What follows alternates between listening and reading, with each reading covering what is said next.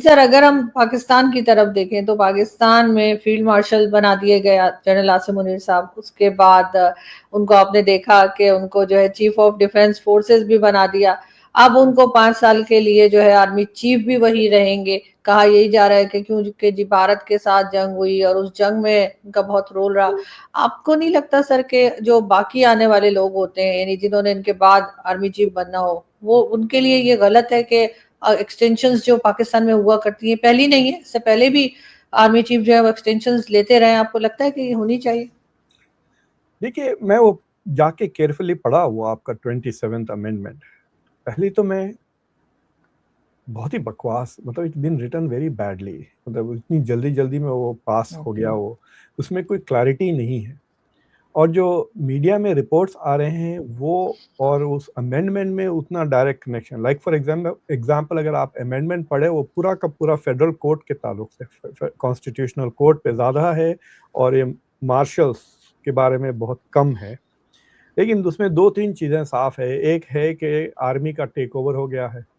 ये लॉजिक मुझे समझ में नहीं आती। अगर ऑपरेशन सिंदूर में पाकिस्तान परफॉर्म वेल तो परफॉर्मेंस तो एयरफोर्स का हुआ था, नॉट आर्मी। तो अगर रिवॉर्ड मिलना चाहिए था तो पाकिस्तान की एयरफोर्स को मिलना चाहिए था, लेकिन रिवॉर्ड पाकिस्तान की आर्मी को दे। तो बेसिकली एयरफोर्स और नेवी को सबॉर्डिनेट कर दिया है उन्होंने अंडर द आर्मी के चीफ के अंडर। तो वो जो जॉइंट चीफ ऑफ स्टाफ जैसे अमेरिका में होता था, वो जॉइंट चीफ ऑफ स्टाफ को एबॉलिश कर दिया है और आर्मी चीफ को प्रमोट करके he is now gets 2 jobs, army chief and commander of defence forces, जो भी है सीडीसी, जो इंडिया में भी एक होती है पोजीशन। तो कमांडर ऑफ डिफेंस फोर्सेस है। अब उसमें क्लैरिटी नहीं है कि in the future there could be 2 positions. मतलब कोई, अब जैसा कि उसमें लिखा हुआ है कि जो अगर बंदा मार्शल है तो इट्स अपॉइंटमेंट फॉर लाइफ, तो लाइफ लॉन्ग है। तो अब अगर आपने किसी को प्रमोट किया from army chief to CDC, chief of defence forces या सीडीएफ जो भी है वो, और उसको मार्शल बना दिया, तो वो लाइफ टाइम वैसे ही रहेगा। और ये army chief will he hold both job simultaneously, वो क्लैरिटी नहीं है। हालांकि उसमें लिखा हुआ है कि he will hold both positions concurrently भी लिखा हुआ है। तो एक तो वो इश्यू है। दूसरा इश्यू ये है कि अमेंडमेंट में तो कहीं नहीं कह रहा कि 5 साल के 2 टर्म्स होंगे, saying it's a position for life, यानी एक बार आप फील्ड मार्शल बन गए तो आप फील्ड मार्शल ही रहेंगे। लेकिन अगर आप उसका लास्ट पैराग्राफ पढ़ें जहाँ पे एयर मार्शल और नेवी के मार्शल का भी जिक्र है, so there is a possibility that you can be a 5-star general in the Navy and Air Force without becoming chief of staff. तो you could have एक अजीब सा सिचुएशन हो सकता है जहाँ आपका आर्मी चीफ 4 स्टार है और वो सीडीसी है, चीफ ऑफ डिफेंस फोर्सेस है, और कोई एडमिरल बैठा हुआ है या एयरफोर्स का बंदा है जो मार्शल है, who is marshal of the air force, वो 5 star. It is, so that possibility is also there। लेकिन उनकी तनख्वाहें वगैरह will be negotiated, so it's not like army की जो पे ग्रेड है उस पर चलेगी। लेकिन it is not very clear कि ये लाइफ टाइम फील्ड मार्शल रहेंगे या रैंक रहेगा सिर्फ मार्शल का और इनको तनख्वाह मिलते रहेंगी, और there can be another marshal जो सीडी, जो चीफ ऑफ डिफेंस फोर्सेस रहेगा। समझ रहे हैं ना? नहीं सर, फील्ड मार्शल तो शायद ये सर पूरी लाइफ के लिए रहेंगे।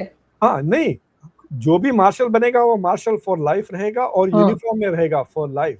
लेकिन अगर इनका टर्म की बात कर रहे हैं, टर्म खत्म होकर फिर रिन्यू हो जाएगा कह रहे हैं ऑटोमेटिकली, तो ये 10 साल रहेंगे ना। ये बेसिकली इनकी करियर 10 साल से बढ़ा दिया गया, राइट? बट 10 साल के बाद क्या होगा? There will be another CDC and he will also be around in his uniform. तो there are not much clarities. तो और इतना फटाफट वो पास हो गया 2/3 मेजॉरिटी के साथ। देखिए, जो कॉन्स्टिट्यूशन आसानी से बदल सकता है तो someone else can reverse this also with the same ease ना। वो भी हो सकता है सर, बदला भी जा सकता है। लेकिन सर एक जमाने में आपको याद होगा जरदारी साहब ने, जो प्रेसिडेंट है आजकल, उन्होंने कहा था कि constitution is just a piece of paper, कि कभी भी बदला जा सकता है।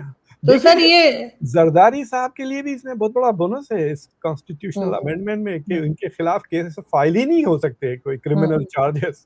तो मुझे लगता है कि that is the trade off. इनको जो वोट मिली हैं उसमें के जो जो बंदा गवर्नर है, जब तक वो गवर्नर है उसके खिलाफ केसेस नहीं फाइल कर सकते, और जो बंदा प्रेसिडेंट है उसके खिलाफ कभी भी आप क्रिमिनल केस नहीं कर, वो कितना भी क्रिमिनल हरकतें कर ले। तो मेरे ख्याल say that is for Zardari, may be वो क्विड प्रो क्वो हो गया वो आसिम मुनीर के साथ कि मतलब आई एम सॉरी, उनपे भी नहीं हो सकते सर, उनपे भी नहीं हो सकते केसेस। तो मुझे लगता है कि आपने अपने ये बंदों ने मिलके अपने ही मुल्क का ना मजाक बना लिया है। You can't take a country, this is what a banana republic होती है इसको कहते हैं बनाना रिपब्लिक। अगर आप कॉन्स्टिट्यूशन ऐसे ही चेंज कर सकते, you know, it's not easy, it should not be easy to change the constitution, वरना कॉन्स्टिट्यूशन की क्या अहमियत है। सर दुनिया में कहीं ऐसा होता है क्या, या पाकिस्तान में ही पहली बार ऐसा हुआ है? नहीं, मतलब देर आर फ्रिवलस प्लेसेस जहाँ पे कॉन्स्टिट्यूशन जब भी चाहे आप, लेकिन कोई सीरियस डेमोक्रेसी ऐसी नहीं है जहाँ पे कॉन्स्टिट्यूशन को इस तरह से abuse. It shows a fundamental lack of respect for your own country. आज भी नोटिफिकेशन वगैरह भी जो निकल आया है, आपके ख्याल से उसके बाद जो डेमोक्रेटिक गवर्नमेंट है या जो इस वक्त की जो हुकूमत है वो कितनी कमजोर हो गई है? तो मैं एक दो कमेंट्स पढ़ रहा था, कोई पाकिस्तानी कमेंटेटर्स यूके में कह रहे थे कि गवर्नमेंट की लेजिटिमेसी इतनी पेपर थिन है कि बगैर आर्मी के वो मेंटेन ही नहीं कर सकते। सो एज इट इज आपकी जो सिविल गवर्नमेंट है, it is just a government in name only, it is just a front for the army. तो इन्होंने बेसिकली बुरखा उतार दिया है और सामने आ गए। सामने आ गए। It is such A sad thing. जब ये बने थे आसिम मुनीर तो बहुत ये हुआ था कि ये हाफिज कुरान है और ये हैं वो हैं, मतलब ये तो आपके बाजवा के भी बाप निकले ये, मतलब तो सर इनको इतनी पावर कहाँ से आई? क्या इनको ये पावर डोनाल्ड ट्रंप ने दी है, जिनके साथ इन्होंने 3 बार लंच या डिनर किए या मुलाकातें की हैं, जो बार बार कहते हैं my favourite field marshal? They don't care कि आपने ये कॉन्स्टिट्यूशन को बदल दिया या कि अभी तक कोई स्टेटमेंट नहीं आया ट्रंप एडमिनिस्ट्रेशन के तरफ से। बट देखिए पिछले 10-12 साल तक, जब तक इमरान खान पावर में आए थे 2018 में शायद, राइट, तो जब से लेकर अभी तक पाकिस्तान साइडलाइन हो गया था।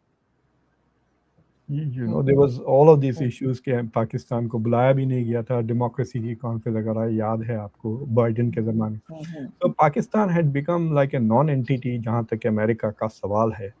तो अब ये कह रहे हैं कि भाई ऑपरेशन सिंदूर के बाद से जो अहमियत बढ़ गई है अमेरिका के नज़र में पाकिस्तान की और ख़ास तौर से आसिम मुनीर की, वो that gave Asim Munir the हिम्मत कि उन्होंने कू कर दिया, कि वो हिम्मत उनको मिली कि मेरे वजह से Pakistan is now gone main stream. यही कह रहे हैं ना वो कि हम जो सो गली से निकल के अब हाईवे पे चला रहे हैं गाड़ी और ये सिर्फ मेरे वजह से हुआ है, and so I want my reward. और वो रिवॉर्ड उनका कॉन्स्टिट्यूशन को तबाह करना था। तो सर ये जो इस वक्त की गवर्नमेंट है ये फिर ये मतलब इसका फिर कोई मतलब नहीं है, ये सिर्फ चेहरे रह गए दिखाने